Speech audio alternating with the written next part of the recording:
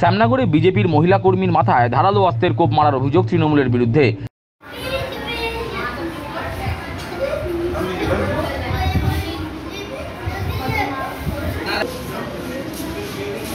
বিজেপির মহিলা কর্মীর মাথায় ধারালো অস্ত্রের কোপ মারার অভিযোগ উঠল তৃণমূলের লোকজনের বিরুদ্ধে।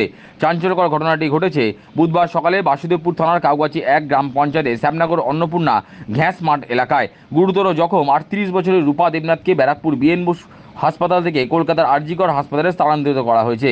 যদিও আক্রান্তের দাবি বিজেপি করার অপরাধে তাকে মারধর করা হয়েছে। রূপা দেবীর অভিযোগ, ঘরে ঢুকে বিবস্ত্র করে তৃণমূলের লোকজন তাকে পিটিয়েছে। এমনকি মারের হাত থেকে বাদ যায়নি তার অসুস্থ মা ও ভাই। তার আরও অভিযোগ, ঘরে ঢুকে ওরা ভাঙচুর চালিয়েছে, দুধের বালতি ছুঁড়ে ফেলে দিয়েছে। পার্টি বিজেপি পার্টি করি, তাই জন্য। কেন পার্টি তো অনেকেই করে, কেন মারলো কেন? হিংসা। আমার ছোট ভাই ওদের সঙ্গে আগে থাকতো, যারা আজকে এই অবস্থা করেছে আমাদের, তখন আগে থাকতো। ওরা এরকম টর্চার করে বেড়ায়। আরও ওখানে অনেক ফ্যামিলি করেছে, তারা ভয়ে মুখ খুলতে পারছে না। অনেক টর্চার করেছে। সকালে মেরেছে। আজকে সকালে? আপনার বাড়ি কোথায়? শ্যামনগর অন্নপূর্ণা গ্যাস মাঠে। শ্যামনগরে বাড়ি? তো আপনি কি বাড়ি থেকে তখন কাজ করছিলেন নাকি? হ্যাঁ, জল ভরতে গেছিলাম, জল ভরতে দেয়নি। কতজন এসেছিল? ওরা অনেক লোক ছিল, গুনতে পারবো না, 100 জন তো হবেই। আপনার অপরাধ? আমার অপরাধ, আমি বিজেপি করি, প্লাস সকালে জল দিতে গেছি, দিতে দেয়নি আমাকে, এটাই আমার অপরাধ। আর কাউকে মেরেছে? আমার মাকে মেরেছে, আমার মা অসুস্থ, আমার ভাইকে মেরেছে। তার বিছনা থেকে ওঠার কায়দা নেই, ও বাড়িতে রয়েছে। কোনো ভাঙচুর করেছে? ঘরের মধ্যে ঢুকে ভাঙচুর করেছে। গরুর দুধ দুইয়ে এনেছে, সে দুধ বালতি শুদ্ধ ছুঁড়ে ফেলে দিয়েছে, ঘর শুদ্ধ গ্যাস ফ্যাস উল্টে দিয়েছে। পুলিশ এসেছিল? এসছিল। বলেছে যে আপনি হসপিটালে গিয়ে ট্রিটমেন্ট করুন, তারপরে আমরা দেখছি কি করছি। যারা মেরেছে তাদের চেনেন? হ্যাঁ। এদিন সকালে ঘটনার সূত্রপাত পাড়ার কলে জল নেওয়াকে কেন্দ্র করে। বিজেপি কর্মী রূপা দেবনাথের সঙ্গে কলতলায় ঝামেলা হয় এক প্রতিবেশী। উভয় পক্ষের মধ্যে তুমুল বচসা বেঁধে গিয়েছিল। অভিযোগ, কিছুক্ষণ বাদেই তৃণমূলের লোকজন ঘরে ঢুকে রূপা দেবীকে বেদম প্রহার দেয়া করে, ধারালো অস্ত্র দিয়ে তার মাথায় আঘাত করে। এই ঘটনাকে ঘিরে তীব্র উত্তেজনা ছড়ায় শ্যামনগর অন্নপূর্ণা ঘ্যাস মাঠ এলাকায়। পরিস্থিতি সামাল দিতে ঘটনাস্থলে পৌঁছয় বাসুদেবপুর থানার পুলিশ।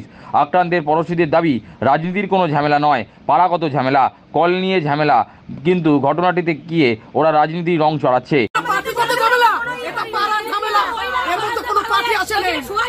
এর মধ্যে কোনো পার্টি আসেনি, এটা পাড়ার ঝামেলা।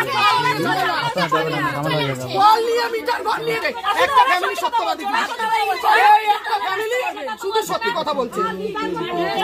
এই ঘটনা নিয়ে কাউগাছি 1 গ্রাম পঞ্চায়েতের প্রধান সমীর চক্রবর্তী বলেন, এই ঘটনার সঙ্গে রাজনীতির কোনো সম্পর্ক নেই, পারিপার্শ্বিক কোনো গণ্ডগোলের কারণে এই ঘটনা ঘটেছে।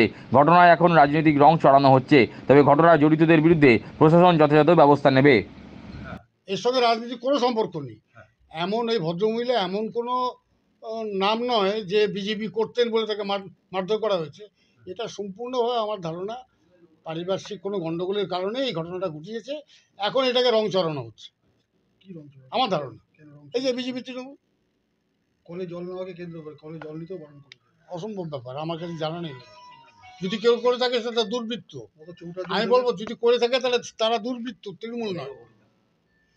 আমাদের দলের নির্দেশই আছে এবং আমরা সেটা নির্বাচন রেজাল্ট বেরোনোর পর থেকে আমরা সম্পূর্ণ কাউগাছি 1 গ্রাম পঞ্চায়েতে আমাদের মাইকিং করে আমরা জানিয়ে দিয়েছি যে কোনো ঘটনা যদি কেউ জড়িয়ে পড়ে এই ধরনের ঘটনায়, তার সঙ্গে দল কোনো দায়িত্ব থাকবে না। কীভাবে দেখছেন এই ঘটনা? আমরা অত্যন্ত অন্যায় কাজ, এবং আমার প্রশাসনের বিরুদ্ধে তারা কাজ করছে। ব্যবস্থা নেবেন? অবশ্যই আমরা তো ব্যবস্থা নেবে প্রশাসন।